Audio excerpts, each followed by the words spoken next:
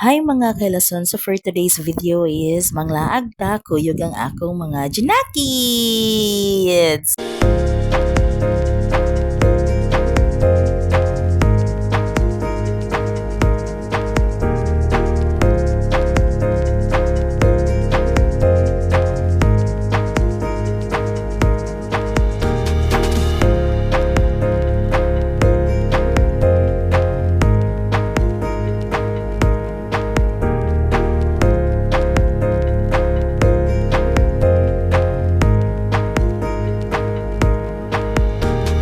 And finally mga kahilason is naabot na jud ta sa ato ang destination ang Sagastron Beach Resort sa Olango Island located in Barangay San Vicente.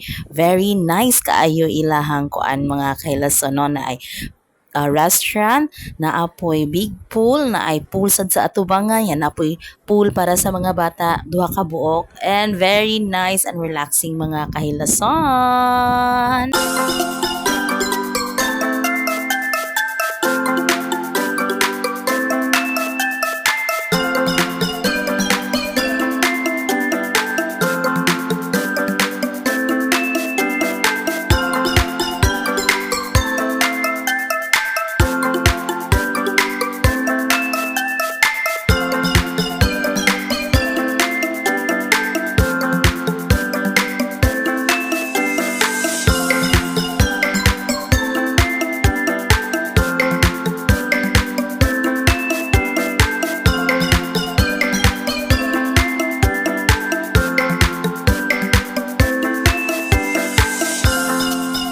Grabe kayo kalingaw ako mga bata na mga kailason no. So as a parents, charot.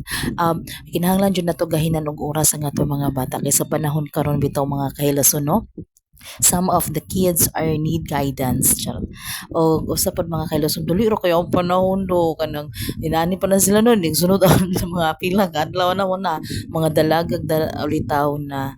So nga kahilason no, perfect kaayo ang adlaw nga amo ang nalaag kay init.